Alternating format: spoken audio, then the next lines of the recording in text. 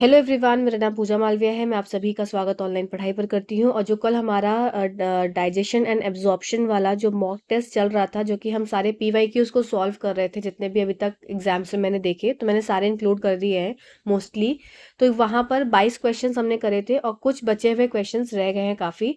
तो आज उसको ख़त्म कर देते हैं इस सेशन को। और इसके बाद बहुत इंपॉर्टेंट एक आप सबके लिए इन्फॉर्मेशन है कि आपका अब एक ग्रैंड टेस्ट होने वाला है। ठीक है, ग्रैंड टेस्ट मैं इसको क्यों बोल रही हूँ, क्योंकि ये ग्रैंड टेस्ट के नाम से ही मैं इसको रखूंगी। और दूसरी बात, इसमें चैप्टर्स इंक्लूड होंगे, तो ये मैं अलग से भी एक वीडियो बना दूंगी जिससे कि आप सब तक ये इन्फॉर्मेशन पहुंच जाए, क्योंकि जितना हम पढ़ते जा रहे हैं उतना हमको रिवाइज भी करना है। ठीक है, ऐसा ना हो कि पढ़ते जाएं आगे का और पिछला भूलते जाएं। तो इसके लिए इस ग्रैंड टेस्ट नंबर 1 जो आपका होगा, इसमें चैप्टर्स इंक्लूडेड होंगे आपके केमिस्ट्री के वो सारे चैप्टर जो कि हमने करे हैं। फॉर एग्जाम्पल, जैसे कि हमारा हो गया is matter around us pure. फिर आपका स्टेट्स ऑफ मैटर वाला जो है, मैटर इन अवर सराउंडिंग के नाम से जो है। ठीक है, क्लास 9 एनसीईआरटी टेक्स्ट बुक का। फिर आपका स्ट्रक्चर ऑफ एटम। फिर आपका इसमें हो जाएगा एटम एंड मॉलिक्यूल्स। ये 4 चैप्टर आपके केमिस्ट्री के 4 चैप्टर्स का। ठीक है, ये 4 चैप्टर्स का, इससे आपकी केमिस्ट्री पूरी प्रिपेयर हो जाएगी क्लास 9 स्टैंडर्ड की full proof. Class 9th standard की केमिस्ट्री का आपका ग्रैंड टेस्ट होने वाला है, और ये ग्रैंड टेस्ट जो होगा ये आपका मंडे को होगा। ठीक है, तो मंडे को आप सब लोग प्रिपेयर रहेंगे। अगर आपको इसका रिवीजन करना है तो आप वीडियो देखिए। इसका मैंने वीडियो ऑलरेडी अपलोड करा है और बहुत ही शॉर्ट में वीडियो है। ठीक है, तो ज़रूर से देख लेना, एक बार इसको वीडियो से देख लेना। और आपको चाहिए तो मैं आपको सारा इसका फ्री पीडीएफ नोट्स, यहाँ पर आपके लिए फ्री पीडीएफ नोट्स मैं आपके लिए दे दूंगी टेलीग्राम चैनल पर। जिसको चाहिए होगा टेलीग्राम पर आकर मैसेज कर देना। मैं इसके सारे चैप्टर्स का सारा क्या करूंगी, आपको पीडीएफ दे दूंगी। बायलिंगुअल पीडीएफ है और आपको समझ में आ जाएगा, इजी लैंग्वेज में, हैंड रिटन नोट्स है एनसीईआरटी के। ठीक है, तो ये ग्रैंड टेस्ट आपका मंडे को है, याद रखना। इसमें आपका केमिस्ट्री पूरा क्लास 9 का प्रिपेयर हो जाएगा। इसी तरह से मैं आपको सारी चीज़ों को प्रिपेयर करवाती चलूंगी, तो सेशन से जुड़े रहेंगे तभी चीज़ें आप तक पहुंचती रहेंगी। ठीक है, आज की बात क्या है हमारी, आज हमारे रेस्ट क्वेश्चंस जो हैं डाइजेशन एंड एब्जॉर्प्शन के, class 11th NCERT text book का और क्लास 10 तक की टेक्स्ट बुक का, मैंने सारी चीज़ों को काफ़ी हद तक कोशिश करी है। और जो क्वेश्चंस आपके प्रीवियस आए हैं वही सब यहाँ पर इंक्लूडेड है। तो चलो आज के सेशन को स्टार्ट करते हैं। उससे पहले देखो, कल के सेशन में ना एक क्वेश्चन में थोड़ा सा ऑप्शन में थोड़ी सी मिस्टेक हो गई थी जल्दी में। क्या था, ये लास्ट वाला जो क्वेश्चन था आपका 22वां क्वेश्चन। ठीक है, इसमें क्या है ना, इंसीजर, कैनाइन, मोलर और प्री मोलर, ये वाला ऑप्शन मैंने आंसर आपको दिया था। ठीक है ना, और जो कि इसका आंसर होगा भी, पर क्या है ना, यहाँ पे प्री मोलर पहले आ जाएगा और मोलर बाद में आएगा। ठीक है, हमारा क्या उसका होता है, इंसीजर होता है, फिर कैनाइन होता है, फिर आपका प्री मोलर होता है और फिर आपका मोलर होता है। वो थोड़ा प्रिंटिंग मिस्टेक हो गई और उस हिसाब से मैंने जल्दी जल्दी में ये बस देखा कि हाँ ये इस हिसाब से है, इंसीजर कैनाइन है, तो आगे का ऑप्शन ये हो जाएगा। ठीक है, तो करेक्ट कर दिया है मैंने। वैसे जो पिछला वीडियो गया है उसमें मैंने पिन कर दिया कमेंट को, नहीं है तो अभी वापस से हम ये क्वेश्चन को कर रहे हैं, तो उसमें से समझ लीजिएगा कि आपका ये वाला आंसर का जो प्री मोलर पहले आएंगे, मोलर बाद में आएंगे, इसको आप इमेज से भी समझ सकते हैं। मैं आपको समझा देती। तो ये देखिए, यहाँ पर ये हो गई इमेज, ये आपके टीथ की इमेज हो गई। यहाँ पे ये हो गए इंसीजर्स। ठीक है, ये हो गए कैनाइन्स जिससे कि आप चीरते फाड़ते हैं। ये प्री मोलर्स हो गए और ये मोलर्स हो गए। अच्छा, अभी मैं इसका एक्सप्लेनेशन नहीं दूंगी कि इंसीजर से क्या होता है, कैनाइन से क्या होता है, प्री मोलर से क्या होता है, मोलर से क्या होता है, वो भी नेक्स्ट क्वेश्चन है तो उसमें मैं आपको समझाती चलूंगी। ठीक है, तो incisor, canine, pre molar, molar, ये सीक्वेंस होता है। और जिसने बताया था, थैंक यू सो मच, आपने इसको क्या किया, बोलते ना कि हाँ पॉइंट आउट कर दिया, तो मेरा भी दिमाग गया कि हाँ इसका ऑप्शन थोड़ा ऊपर नीचे हो गया है। ठीक है, तो यहाँ पर ऑप्शन जो है वो आपका करेक्ट उत्तर हो जाएगा, ऑप्शन नंबर 2 ही रहेगा, पर प्री मोलर पहले रहेगा, मोलर बाद में रहेगा। ठीक है ना, कोई दिक्कत किसी को, कोई दिक्कत हो तो प्लीज बोल देना। प्लीज थोड़ा सा इतना सा कॉम्प्रोमाइज कर लिया करो, कभी कभी हो जाता है मिस्टेक, प्रिंटिंग मिस्टेक और ये सब थोड़ा हो जाती है। ठीक है, तो नेक्स्ट क्वेश्चन की तरफ चलते हैं। आज का पहला क्वेश्चन, दांत की संरचना में जो अलग होते हैं, जिसमें दांत की संरचना में अलग है पर उनका जो कार्य है वो क्या होता है, समान होता है या एक सा होता है। तो इसमें आपको ऑप्शन बताना है, कैनाइन्स होते हैं, सीजर्स होते हैं, कैनाइन प्रीमोलर्स होते हैं, मोलर प्रीमोलर्स होते हैं, या मोलर्स प्रीमोलर्स एंड इंसीजर्स होते हैं। तो यहाँ पर आंसर हो जाएगा आपका मोलर एंड प्रीमोलर।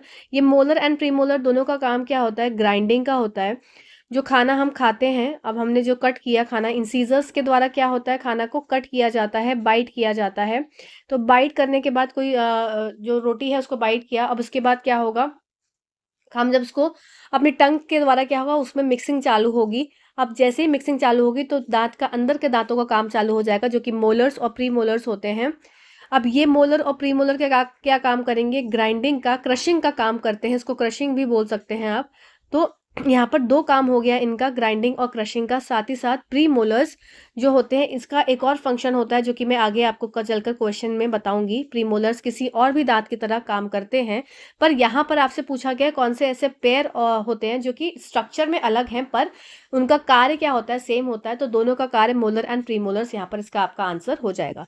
चलिए नेक्स्ट क्वेश्चन की तरफ चलते हैं। नेक्स्ट क्वेश्चन है, which enzyme present in saliva help to convert starch into simpler sugar. तो सबसे पहली बात है जो मैंने आपको पिछले क्वेश्चन में बताया है कि हमारा जो शुगर का डाइजेशन या कार्बोहाइड्रेट का डाइजेशन जो हो जाता है, कार्बोहाइड्रेट का डाइजेशन हमारा कहाँ स्टार्ट हो जाता है, ये हमारा माउथ में स्टार्ट हो जाता है। ठीक है, तो इसका मतलब फर्स्ट डाइजेशन किसका हुआ, कार्बोहाइड्रेट का, जो कि कहाँ स्टार्ट हो जाता है, मुख में लेते ही स्टार्ट हो जाता है। उसका रोल कौन प्ले करता है, यहाँ पर सलाइवा रोल प्ले करता है। यहाँ पे सलाइवा में साथ ही साथ आपका लाइजोजाइम एंजाइम भी होती है, और दूसरी एंजाइम होती है आपकी अमाइलेज, सलाइवरी अमाइलेज के नाम से जानी जाती है, सलाइवरी अमाइलेज। तो लाइजोजाइम का एंजाइम का रोल क्या होता है कि जितने भी बैक्टीरियाज हैं, जो जीवाणु हैं, हमारे खाने के साथ जो भी प्रवेश कर जाते हैं मुख में, तो इन बैक्टीरियाज का काम होता है इस लाइजोजाइम को, ये क्या करते हैं, किल करते हैं। मतलब लाइजोजाइम बैक्टीरिया को किल करते हैं, लाइजोजाइम का रोल है बैक्टीरिया को किल करना। ठीक है, अब यहाँ पर बात आ जाती है अमाइलेज की। तो अमाइलेज का काम क्या हो जाएगा, सलाइवरी अमाइलेज, इसका काम हो जाता है क्या, आपका कार्बोहाइड्रेट के डाइजेशन में। तो कार्बोहाइड्रेट का डाइजेशन कौन करेगा, कार्बोहाइड्रेट का डाइजेशन करेगा अमाइलेज, और यहाँ पर 30% डाइजेशन होता है, और किसका, स्टार्च का। तो स्टार्च का 30%, सारा का सारा कार्बोहाइड्रेट यहाँ जो है वो डाइजेस्ट नहीं होगा, बाकी जाकर आगे होंगे। ठीक है, स्मॉल इंटेस्टाइन में, पर स्टार्च का 30% डाइजेशन यहाँ पर हो जाता है। ठीक है, यहाँ तक सबको बातें क्लियर हुई। अब देखो, अब मैं यहाँ पर आपको यहाँ पर भी वापस से 100% गारंटी दूंगी कि यहाँ पर लोगों के ये क्वेश्चन में क्या होगा, गलती होगी। ठीक है, क्या हम लगाकर आ जाएंगे, which of the enzyme is present in saliva to help convert starch into simpler sugar, मतलब कौन सी एंजाइम स्टार्च को सरल शर्करा में बदल देती है। तो यहाँ पर आंसर हम तुरंत लगा देंगे क्या, सलाइवरी अमाइलेज। तो यहीं पे हमारा ऑप्शन हो जाएगा गलत, तो हमारे नंबर हो जाएंगे 00। ठीक है, तो यहाँ पर आप लोग जैसे स्मार्ट लोग हैं तो आपको क्या करना है, यहाँ पर ऑप्शन चूज करना है मोर than one of the above. अब इसलिए नहीं क्योंकि यहाँ पे लाइजोजाइम प्रेजेंट है, लाइजोजाइम का काम तो जीवाणु के लिए हो गया। ठीक है, लाइजोजाइम का काम जीवाणु के लिए हो गया। अब यहाँ पर हमारा काम आ जाएगा पेटाइलिन। पेटाइलिन की स्पेलिंग गलत है, इसको भी ठीक कर देना, PTYALIN होती है। अब देखो पेटाइलिन क्या होता है, एक तरह का फॉर्म है जो कि जिसको सलाइवरी अमाइलेज भी बोलते हैं। तो सलाइवरी अमाइलेज हो, सलाइवरी अमाइलेज, या फिर आपका पेटाइलिन हो। ठीक है, या टाइलिन भी बोलते हैं कुछ लोग, मतलब पी साइलेंट कर देते हैं, टाइलिन। ये दोनों नाम क्या है, एक ही बात की बात करते हैं, जो कि सलाइवरी अमाइलेज है। तो यहाँ पर इसीलिए हमारा देखो करेक्ट ऑप्शन क्या हो जाएगा, अगर मैं करेक्ट उत्तर की तरफ चलूं तो यहाँ पर पेटाइलिन भी ठीक है और सलाइवरी अमाइलेज भी ठीक है। तो more than one of the above आपका आंसर हो जाएगा, जो कि करेक्ट उत्तर है। ठीक है, आई होप यहाँ तक पॉइंट क्लियर हुआ होगा। लाइसोजाइम का काम था जीवाणु के लिए। ठीक, नेक्स्ट क्वेश्चन पर चलते हैं। आज का हमारा तीसरा क्वेश्चन हम बोल सकते हैं, जो कि 25वां क्वेश्चन है हमारा पूरी सीरीज के हिसाब से। The part of alimentary canal which receives bile juice from liver and store in gall bladder. ऐसा प्राथमिक नलिका का वह भाग जो यकृत से पित्त रस प्राप्त करता है और पित्ताशय में संग्रहित करता है।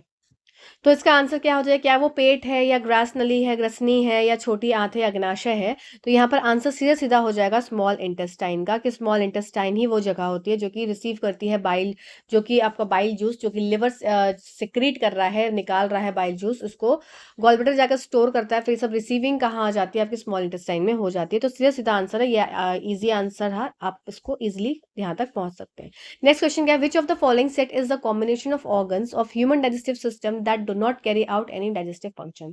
अब इसमें निम्नलिखित में से कौन सा समूह मानव पाचन तंत्र के लिए उन अंगों का संयोजन है जो कोई भी पाचन नहीं करते। ये आपका क्वेश्चन आप सोचिए 5 एग्जाम्स में पूछा गया है, ये सेम क्वेश्चन डिफरेंट लैंग्वेजेस में 5 एग्जाम्स में ये क्वेश्चन पूछा गया है आपका, चाहे KVS हो गया, चाहे आपका BPSC जो बीपीएससी होता है, जो कि आपका प्रीलिम्स वाले होते हैं, वो एग्जाम हो गया। फिर आपका एसएससी ग्रेड में पूछा है, फिर आपका ये एनटीपीसी में पूछा है। तो ये क्वेश्चन कई एग्जाम्स में पूछा गया है, ठीक है। तो इसमें कौन सा सेट ऑफ ऑर्गेनिज्म जिसमें कहीं भी कोई भी पाचन क्रिया नहीं करी जाती? क्या ये बकल कैविटी है? बिल्कुल नहीं। बकल कैविटी जैसे ही मुख हुआ दिखी तो वैसे ही कट जाएगा, कि वहां तो डाइजेशन स्टार्ट हो जाता है। इसोफेगस, लार्ज इंटेस्टाइन, रेक्टम देखते हैं, बकल कैविटी आए वैसे ही गलत हो जाएगा। Oesophagus, large intestine. अब यहाँ पर देखो, क्वेश्चन में आपको कंफ्यूज करा गया है और इसीलिए यहाँ पर कई लोगों का आंसर भी गलत हो जाएगा, ठीक है ना। बहुत ज़्यादा इंपॉर्टेंट क्वेश्चन है ये, बहुत ज़्यादा मतलब कंफ्यूजिंग ऑप्शन है। यहीं पे तो खेला होवे हो जाता है ना, मोर than one of the above जैसे ही मिल जाता है। तो यहाँ पर हमें खेला होवे नहीं करना है। तो हमने क्या क्या एलिमिनेट कर दिया? बकल कैविटी को अब एलिमिनेट कर दिया, ठीक है। अब यहाँ पर बात आती है, हमें पता है ग्रास नली में आपका क्या होता है, कोई भी तरह का डाइजेशन नहीं होता, पाचन नहीं होता। यहाँ पर कौन सा तरह का मूवमेंट पाया जाता है? ये आपका बीपीएससी टीआरई 2 में क्वेश्चन पूछा गया था। तो पेरिस्टाल्टिक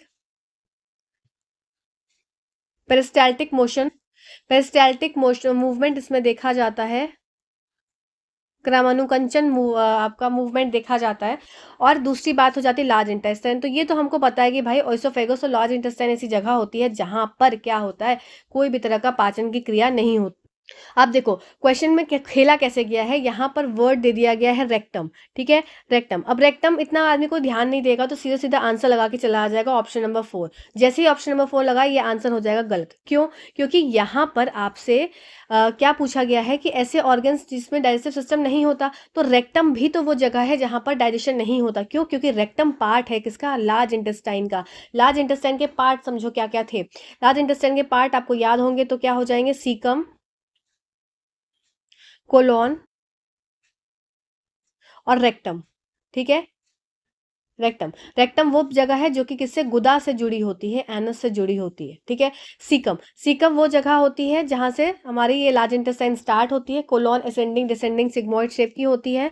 ये सब आपने देखा होगा जब आपने इसका थ्योरी सेशन समझा होगा, ठीक है। अब इसके हिसाब से यहाँ पर देखो रेक्टम वाला भी ऑप्शन सही है, तो यहाँ पर आंसर हो जाएगा करेक्ट आपका मोर than one of the above, ठीक है। आई होप ये पॉइंट क्लियर हुआ होगा। ये क्वेश्चन अच्छा क्वेश्चन था, इंपॉर्टेंट क्वेश्चन था। क्वेश्चन में किस तरह से ऑप्शन को लेकर घुमाया गया है, ठीक है ना। तो आंसर आपका हो जाएगा मोर देन उपयुक्त में से एक से अधिक। क्यों? क्योंकि यहाँ पर रेक्टम वाला भी सही है और यहाँ पर फोर्थ और सेकंड और फोर्थ दोनों है, तो more than one of the above आपका option. The following statement is correct. अब इसमें देखना है कौन सा कथन सही है। Large intestine is wider and shorter than small intestine. देखते हैं। Absorption of digested food takes place in large intestine. तो ये तो वैसे ही गलत हो गया कि absorption of digested food takes place in large intestine. नहीं, एब्जॉर्प्शन ऑफ फूड नहीं होता है यहाँ पर। Absorption of water and minerals की बात कर सकते हैं कि वाटर एंड मिनरल्स हो गया या सॉल्ट हो गया, यहाँ पर इसका एब्जॉर्प्शन होता है। Assimilation of food takes place in large intestine.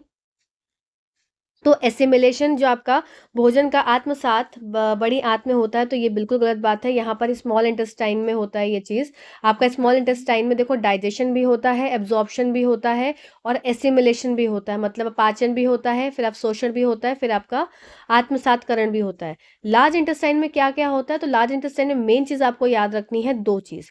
पहली चीज़ क्या है कि वाटर हो गया, सॉल्ट हो गया और मिनरल्स हो गया, इनका क्या होगा? एब्जॉर्प्शन होगा, ठीक है। दूसरी बात क्या हो जाती है कि जितना भी इसमें वेस्ट है, जो आपका वेस्ट बचा, अब इसके बाद अनएब्जॉर्ब फूड है वो कन्वर्ट हो जाएगा किसमें? वेस्ट के फॉर्म में कन्वर्ट होगा और आगे जाकर एनएस के थ्रू निकलेगा। तो ये दो मेन रोल यहाँ पर इसमें होते हैं किसमें? लार्ज इंटेस्टाइन में, बड़ी आंत में, ठीक है। तो यहाँ पर ये भी गलत हो गया।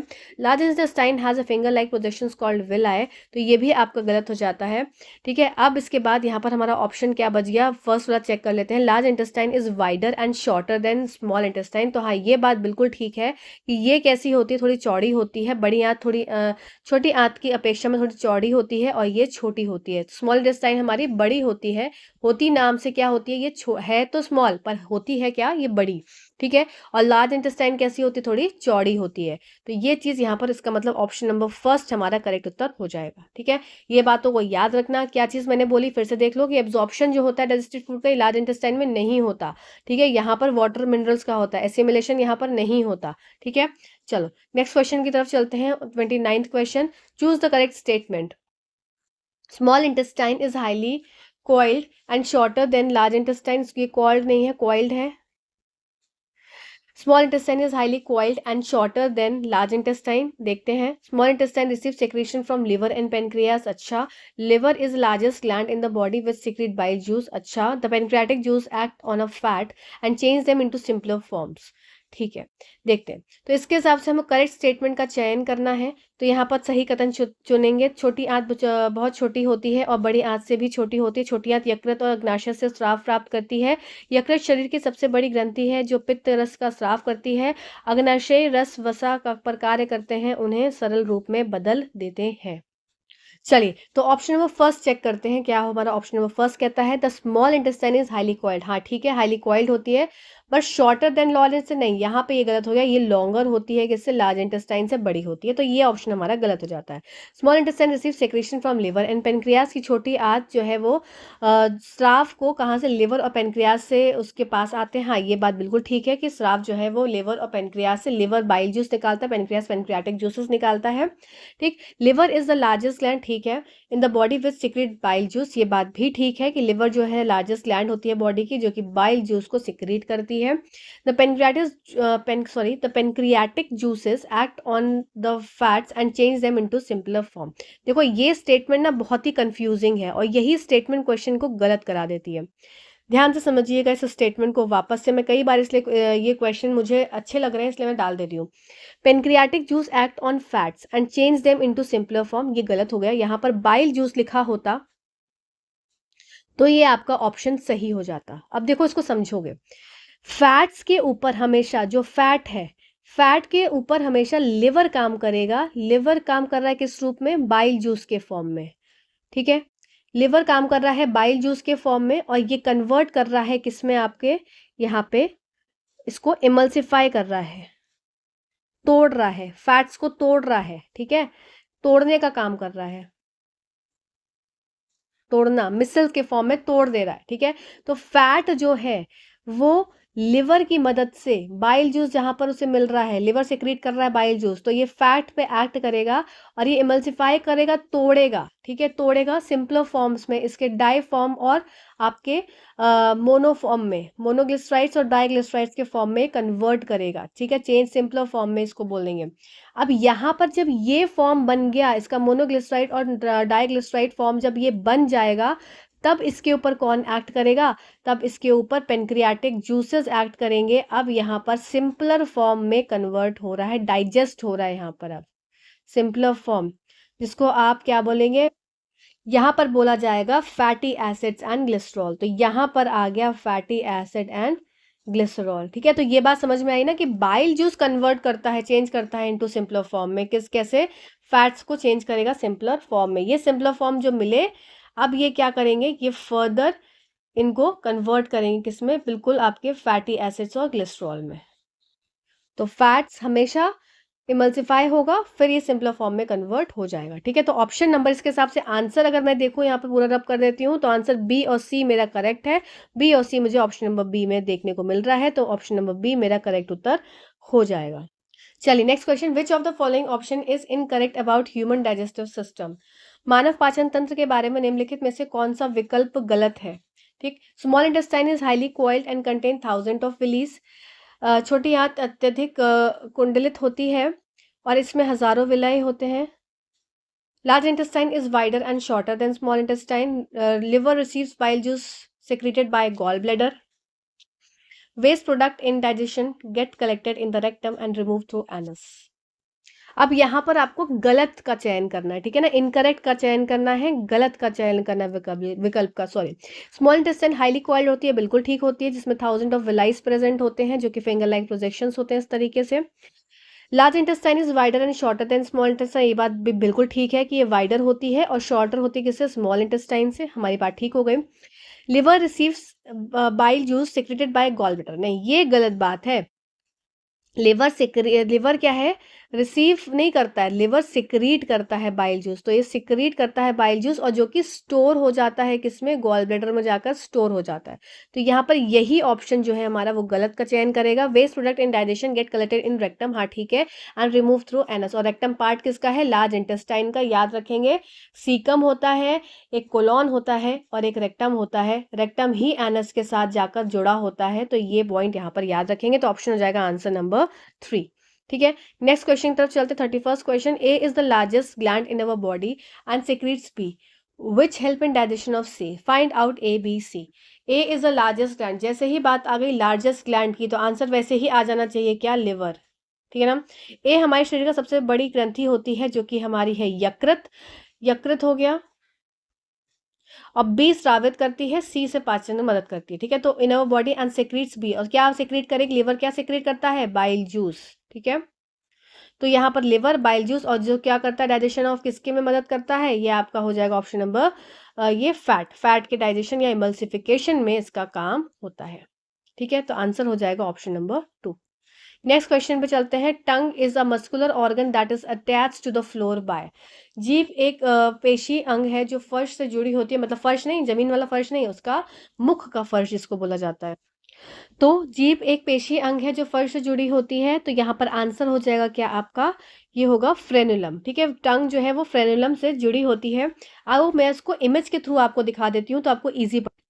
देखो, ये हो गई हमारी टंग। ठीक है, ये हो गई हमारी टंग, ये ठीक है, ये भाग दिख रहा है ना टंग का, ये भाग टंग हो गया। और ये जो लाइन, जैसे अपने मुंह को खोलो तो ये लाइन सी दिखती है ना, एक तार सा दिखता है, तो ये है फ्रेनुलम। तो ये हो गया फ्लोर, जिससे मतलब ये मुख का फ्लोर हो गया, तो जिससे कि ये टच्ड रहती है। ठीक, अब इसमें बाकी मैं नहीं बताऊंगी कि बाकी आगे क्वेश्चंस में आपको मिलेगा। तो यहाँ पर आंसर क्या हो गया, फ्रेनुलम हो गया। आपने देख लिया किस तरह से टंग यहाँ पर इस तरीके से जुड़ी होती है। नेक्स्ट क्वेश्चन चलते हैं, sorry. Find out the parts present in stomach of human digestive system, मानव पाचन तंत्र के पेट में मौजूद भागों का पता लगाइए। ये पाइलोरिक एंड कार्डियक है, फ्यूजिफॉर्म एंड पाइलोरिक है, इलियम एंड कार्डियक है, ये बॉडी एंड फ्यूजिफॉर्म है। तो आपको सही इसका चयन करना है वन आपका, क्योंकि पाइलोरिक एंड कार्डियक इसका पार्ट होता है। आओ उसके सारे पार्ट समझ लेते हैं। तो आपके जो स्टमक है वो 4 भागों से मिलकर बना होता है। स्टमक में 4 पार्ट्स होते हैं। अब ये कौन कौन से 4 पार्ट्स हैं, सबसे पहला हो गया आपका कार्डियक। ठीक है, फिर आपका हो गया फंडस या फंडिक, फिर आपका हो गया बॉडी, और फिर आपका हो गया पाइलोरिक। सिर्फ नाम याद रखो, ज्यादा डीप में घुसने की जरूरत नहीं है। जैसे ये ईसोफेगस है, इस तरीके से ये हमारा स्टमक यहाँ पर जा रहा है ऐसे। ठीक है, तो ये हो गया फंडस, ये हो गया कार्डियक, फिर आपका हो गया बॉडी, और फिर हो गया आपका पाइलोरिक। ये पाइलोरिक भाग जाकर आगे स्मॉल इंटेस्टाइन से जुड़ता है। ठीक है, तो इंपॉर्टेंट है ये क्वेश्चन, आया हुआ क्वेश्चन है। नेक्स्ट क्वेश्चन क्या है, number of premolars present in child, कितने प्रीमोलर्स कितने प्रेजेंट होते हैं एक बच्चे के अंदर। तो 34 क्वेश्चन का आंसर हो जाएगा आपका, कितने प्रीमोलर्स होते हैं, तो 0 प्रीमोलर्स होते हैं। तो ये ऐसे दांत होते हैं जो कि 0 होते हैं चाइल्ड में, जैसे एडल्ट होते हैं तब जाकर ये बनते हैं। ठीक है, तो 0 प्रीमोलर्स हो गए, ये इंपॉर्टेंट है। ये कई एग्जाम्स में, वनडे एग्जाम के फेवरेट क्वेश्चंस में से एक क्वेश्चन है ये। ठीक, चलो नेक्स्ट क्वेश्चन चलते हैं। The outer mass the outer most wall of alimentary canal is, सबसे बाहरी जो दीवार होती है आहार नाल की वो क्या है आपकी। तो देखो, आहार नाल की जो दीवार की बात है तो 4 दीवारें होती हैं इसमें एक तरह से। तो वॉल्स अगर मैं यहाँ पे आपको बताऊं तो वॉल्स ऑफ एलिमेंट्री कैनाल, आहार नाल की दीवार, तो ये 4 दीवारें होती हैं। सबसे पहली हो जाएगी सेरोसा, जो कि क्या होती है, आउटर मोस्ट होती है। ये थोड़े फैक्ट्स हैं, इनको याद रखना पड़ेगा, है ना। अगर आप टीजीटी पीजीटी के क्वेश्चंस करेंगे तो ये क्वेश्चंस पूछ लिए जाते हैं। ये मस्कुलैरिस, ये आपका पीजीटी का ही क्वेश्चन है। फिर आपका हो जाता है सब म्यूकोसा, पीआरटी वाले इसको स्किप कर सकते हैं, क्वेश्चंस मैंने डाल दिए हैं। फिर हो जाता है आपका म्यूकोसा। ठीक है, म्यूकोसा जो होती है वो इनर मोस्ट होती है। अब इसको याद कैसे रखोगे, म्यूकस जो होता है हमेशा इनर लाइनिंग पे ही होता है, तो इसीलिए म्यूकोसा इनर मोस्ट हो गई। सेरोसा, सर हमेशा ऊपर होता है, बाहर की तरफ होता है, ठीक है। तो याद रखने के तरीके हैं, ऐसे ही याद करती हूँ मैं भी। सर हमेशा कैसे होता है, बाहर की तरफ होता है, ऊपर की तरफ होता है, तो ये आउटर मोस्ट हो गई, ठीक है। या तो आपसे इनर मोस्ट पूछेंगे या आपसे आउटर मोस्ट पूछेंगे, इनर मोस्ट आपकी म्यूकोसा हो गई, ठीक। अब देखो कुछ और भी इसमें पॉइंट्स हैं जो कि मैंने आगे क्वेश्चन में इंक्लूड करा है, मैं आपको यहीं पर बता दे रही हूँ। जैसे सब म्यूकोसा जो होती है आपकी, सब म्यूकोसा की बात हो रही है, तो कलर चेंज से समझेंगे। सब म्यूकोसा की बात हो रही है, तो ये सब म्यूकोसा में क्या है, यहाँ पर कनेक्टिव टिश्यूज होते हैं। कनेक्टिव टिश्यूज कौन से हो गए, जैसे कि हमारे ब्लड वेसल्स हो गई, लिम्फ वेसल्स हो गए, तो यहाँ पर कनेक्टिव टिश्यूज यहाँ पर पाए जाते हैं, कहाँ, सब म्यूकोसल लेयर में। और मस्कुलरिस क्या होती है, ये आपकी स्मूथ मसल्स होती हैं। इतने ही क्वेश्चंस पूछे जाते हैं, ज़्यादा डीप में वो भी नहीं घुसते, ठीक है। तो हमारे सबसे आउटर मोस्ट वॉल का आंसर क्या हो जाएगा, आउटर मोस्ट वॉल हो जाएगी सर वाली, मतलब सर बाहर है तो आउटर मोस्ट वॉल हो गई। अगर म्यूकोसा होती, म्यूकस अंदर होता है, तो ये इनर मोस्ट हो गई, ठीक है। चलिए नेक्स्ट क्वेश्चन की तरफ चलते हैं। नेक्स्ट क्वेश्चन है आपका, oxyntic cells of gastric glands helps in absorption of which vitamin. Gastric ग्रंथियों का ऑक्जेंटिक कोशिकाएं किस विटामिन का अवशोषण करने में मदद करती हैं। तो देखो आंसर क्या हो जाएगा आपका, बहुत इंपॉर्टेंट क्वेश्चन है, और ये क्वेश्चन भी आपका पीजीटी का है, तो विटामिन B12 इसका आंसर हो जाएगा, ठीक है। एलटी ग्रेड का ये क्वेश्चन है, यूपी एलटी ग्रेड, ठीक।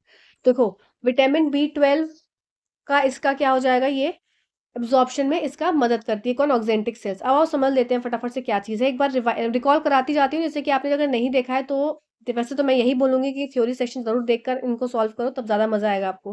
देखो क्या होते हैं, गैस्ट्रिक ग्लैंड्स होते हैं हमारे, जो कि ये कहाँ पाए जाएंगे, गैस्ट्रिक ग्लैंड्स हैं तो ये कहाँ पाए जाते हैं, ये हमारे स्टमक में पाए जाते हैं, ठीक है, पहली चीज।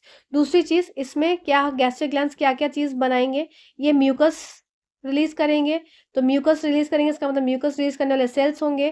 फिर इनके पास क्या होंगे, ऑक्जेंटिक सेल्स होंगे।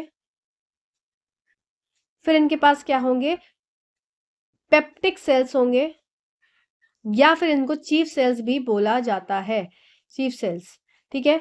अब इसके साथ साथ एक और पार्ट इनका होता है रेनिन का, रेनिन, ठीक है। अब देखो पहली चीज क्या हो गई, पहला हमने देखा कि ये यहाँ पर म्यूकस सेल्स है, तो म्यूकस सेल्स हैं, क्या सेक्रेट करेंगे, म्यूकस, जिसका काम क्या है, वही है जैसे कि ग्रीस लगाते हैं दरवाजों में, जिससे आवाज ना आए, तो इसका मतलब ल्यूब्रिकेशन का काम है, ठीक है, ग्रीसिंग का काम है। ऑक्जेंटिक सेल की बात आ गई, तो ऑक्जेंटिक सेल्स जो होते हैं इनको आप पेराइटल सेल के नाम से भी जानते हैं। जस्ट अ सेकेंड, हाँ, तो ये आपके पेराइटल सेल्स के नाम से भी जाने जाते हैं, और इनका काम क्या होता है, ये करते हैं क्या, सिक्रीट करते हैं HCl को। वेरी इंपॉर्टेंट पॉइंट है, अगर कोई पीजीटी टीजीटी लेवल पे क्वेश्चन करने मतलब एग्जाम देने जा रहा है, तो ये HCl को सिक्रीट करते हैं, और साथ ही साथ एक कुछ ऐसा फैक्टर जो है वो सिक्रीट करते हैं, इंट्रिंसिक फैक्टर, मतलब अंदरूनी एक कारक इनका जो सिक्रीट होता है। अब ये काम क्या करता है, इंट्रिंसिक फैक्टर एक बनाते हैं, और इसका काम क्या होता है, इसका काम होता है आपका एब्जॉर्प्शन ऑफ विटामिन B12, ठीक है। तो यहां से हमने क्या समझा कि पेराइटल सेल और ऑक्जेंटिक सेल्स जो होते हैं ये सेक्रेट आउट करते हैं HCl, और एक इंट्रिंसिक फैक्टर जिसका काम होता है एब्जॉर्प्शन ऑफ विटामिन B12, ठीक है। इसके साथ साथ जो पेप्टिक सेल्स और चीफ सेल्स होते हैं, इसका काम क्या होता है, ये पेप्सिनोजेन, इनएक्टिव पेप्सिनोजेन को एक्टिव पेप्सिन में कन्वर्ट करते हैं, आपने पढ़ा होगा, मैंने आपको बताया था। रेनिन का काम क्या हो जाता है, रेनिन का काम होता है आपका डाइजेशन ऑफ मिल्क प्रोटीन्स, जो कि बच्चों में पाए जाते हैं, ठीक है ना। तो यहाँ पर आंसर हो जाएगा आपका विटामिन B12। चलिए नेक्स्ट क्वेश्चन है 37 क्वेश्चन, 42 या 44 क्वेश्चन है, कुछ इतने हैं, ठीक है, अभी टाइम है, क्वेश्चन सभी हैं। Select out the correct role of HCl present in stomach. पेट में मौजूद HCl की सही भूमिका का चयन आपको करना है। HCl help in digestion of carbohydrate present in stomach. तो यहाँ पर तो ये स्टेटमेंट आपको देखते ही समझ में आ गई होगी, ये स्टेटमेंट सही है कि गलत है, कि HCl पेट में मौजूद कार्बोहाइड्रेट को पाचन में मदद करते हैं। नहीं भैया, वैसे भी कार्बोहाइड्रेट जो है वो आपका स्टमक में नहीं प्रेजेंट होता है, ये आपका डाइजेशन का किस में होता है, मुख में होता है, और यहाँ पर स्टमक में आपका डाइजेशन किस चीज़ का होता है, तो कार्बोहाइड्रेट का नेक्स्ट डाइजेशन जो होता है वो आपका स्मॉल इंटेस्टाइन में होता है ना। तो आपका मुख के बाद ये स्मॉल इंटेस्टाइन में पहुंच जाता है। तो HCl जो है digestion of carbohydrate present stomach, ये स्टेटमेंट गलत हो गई। It has to convert inactive pepsinogen into pepsin. तो ये बात ठीक है कि ये इनएक्टिव पेप्सिनोजन को कन्वर्ट करता है किसमें, पेप्सिन में, जो कि कहाँ प्रेजेंट होता है, स्टमक में। तो ये काम इसका, ये यहाँ पर रोल आपका सही हो जाएगा कि इनएक्टिव पेप्सिनोजन को एक्टिव पेप्सिन में कन्वर्ट करता है, किसके द्वारा होता है, HCl होता है। अगर HCl मीडियम या एसिडिक मीडियम नहीं होगा तो ये कन्वर्जन पेप्सिन एक्टिव पेप्सिन में कन्वर्ट नहीं होगा और प्रोटीन का डाइजेशन यहाँ पर स्टमक में स्टार्ट नहीं होगा। फिर it helps pepsin to convert into protein and fatty acids. हाँ देखो यहाँ पर बात हो जाती है किसकी, कि प्रोटीन में तो कन्वर्ट होता है, ठीक, it helps pepsin to convert proteins का तो क्या है, कन्वर्जन होता है, पर फैटी एसिड में नहीं। प्रोटीन्स का कन्वर्जन होता है किसमें, प्रोटियोजेस और पेप्टोन्स में, ठीक है। तो यहाँ फैटी एसिड आ गया तो ये गलत हो जाएगा। फैटी एसिड का किसमें होता है, फैट का कन्वर्जन होता है फैटी एसिड प्लस ग्लिसरॉल में, जिसपे काम करता है लिवर और आपका पेनक्रियाटिक जूसेस, ठीक है। तो इसका मतलब ऑप्शन नंबर 4 और ऑप्शन नंबर 2 यहाँ पर करेक्ट होगा। एक बार फिर से देख लीजिए, बहुत गुजर गुजर हो गई है कि डाइजेशन ऑफ कार्बोहाइड्रेट नहीं होगा। अब यहाँ पर फैटी एसिड की बात आ गई तो नहीं होगा। यहाँ पर इनएक्टिव पेप्सिनोजन को एक्टिव पेप्सिन में कन्वर्ट करता ही करता है, या प्रोटीन को प्रोटियोजेस और पेप्टोन्स में कन्वर्ट करता ही करता है। तो ऑप्शन नंबर 2 और 4 करेक्ट उत्तर हो जाएगा। इसके हिसाब से ऑप्शन नंबर ए हमारा यहाँ पर सही उत्तर हो जाएगा, ठीक है। इसे निष्क्रिय पेप्सिनोजन में को पेप्सिन में बदलता है नहीं, ये बिल्कुल निष्क्रिय पेप्सिनोजन को, फिर यह पेप्सिन को प्रोटीन और को फैटी एसिड में बदलने में मदद करता है नहीं। तो यहाँ पर ये निष्क्रिय वाला ये ऑप्शन सही है, निष्क्रिय तो है ही है, इसको एक्टिव में कन्वर्ट करता है। यह पेप्सिन और प्रोटीन को प्रोटियोजेस और पेप्टोन में बदलने में मदद करता है। तो यह पेप्सिन प्रोटीन्स को, ठीक है, ये बात भी बिल्कुल ठीक है। तो ऑप्शन नंबर 2 एंड 4 हिंदी के हिसाब से भी करेक्ट है, ठीक। नेक्स्ट क्वेश्चन पे चलते हैं। Next question, which part of the tooth is responsible for grinding and crushing of food. कौन सा ऐसा भाग होता है किसका, टूथ का, जो कि रिस्पॉन्सिबल है ग्राइंडिंग एंड क्रशिंग के लिए, ठीक है। तो यहाँ पर बात आ गई किसकी, ग्राइंडिंग और क्रशिंग।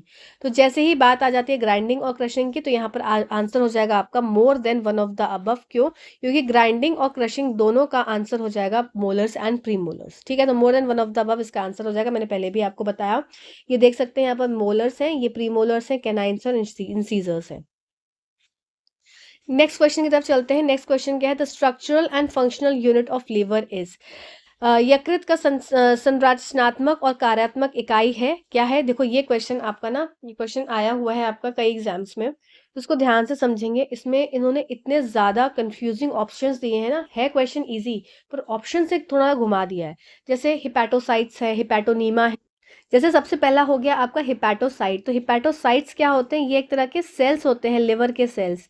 तो ये सेल्स इन लिवर होते हैं, जिसका बहुत ज़्यादा रोल होता है किस चीज़ में, आपके कार्बोहाइड्रेट, लिपिड, प्रोटीन मेटाबॉलिज्म में, फिर आपके इम्यून सिस्टम को एक्टिवेट करने में। तो यहाँ पर ये तो इसका स्ट्रक्चर एंड फंक्शन यूनिट नहीं होगा, ठीक है।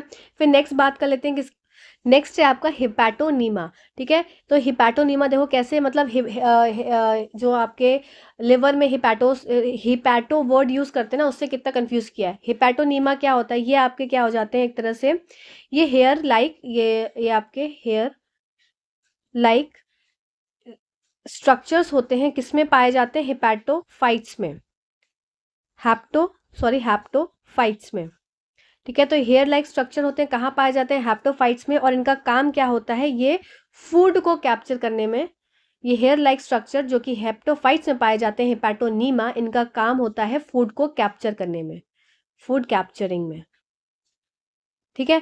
तो ये भी नहीं होगा। अब हेपेटिक ग्लोब्यूल्स और हेपेटिक ग्लोब्यूल्स में हमको इसको, मतलब ये क्वेश्चन एक अच्छा लेवल का क्वेश्चन था, अगर जिसको आता होगा वही निकाल पाया होगा, ठीक है। तो यहाँ पर करेक्ट आंसर जो हो जाएगा आपका, ये हो जाएगा हेपेटिक ग्लोब्यूल्स होते हैं। तो करेक्ट उत्तर हो गया आपका हेपेटिक ग्लोब्यूल्स। और हेपेटिक ग्लोब्यूल्स के बारे में एक और बात इंपॉर्टेंट जान लो कि हेपेटिक ग्लोब्यूल्स जो होते हैं ये कवर किससे किए जाते हैं, ये कवर्ड बाय, ये बहुत इंपॉर्टेंट टर्म है, ग्लिसन्स कैप्सूल, ग्लिसन्स कैप्सूल, ठीक है। ये भी एक टर्म है, इसको भी दिमाग में रखो, कभी आए क्वेश्चन तो उसको कर सकते हो। तो आंसर हो जाएगा आपका ऑप्शन नंबर 4। चलो नेक्स्ट क्वेश्चन की तरफ चलते हैं। नेक्स्ट क्वेश्चन है आपका, the place where symbiotic microorganisms in human alimentary canal are found. अब देखो ऐसी जगह जहां पर सजीवी सूक्ष्म जीवी पाए जाते हैं, मतलब कुछ ऐसे ऑर्गेनिजम्स जो कि हमारी बॉडी के लिए इंपॉर्टेंट हैं, जो कि पाए जाते आपके छोटी आंत में। तो ये कहाँ, सॉरी, लार्ज इंटेस्टाइन की बात हो रही है। तो ये कहाँ पर पाए जाते हैं आपके? तो देखो, सबसे पहली बात है कि जो लार्ज इंटेस्टाइन है, यहाँ पर आपके कुछ सिम्बायोटिक माइक्रो ऑर्गेनिजम्स पाए जाते हैं। और ये माइक्रो ऑर्गेनिजम्स क्या होते हैं, कौन सी जगह पर होते हैं, ये इंपॉर्टेंट चीज़ है। तो ये आपके कहाँ प्रेजेंट होते हैं? सीकम में प्रेजेंट होते हैं सिम्बायोटिक माइक्रो ऑर्गेनिजम्स। ठीक है। कोलोन में क्या था? देखो, ये लार्ज इंटेस्टाइन के 3 पार्ट्स थे। सीकम हो गया, कोलोन हो गया, और रेक्टम हो गया।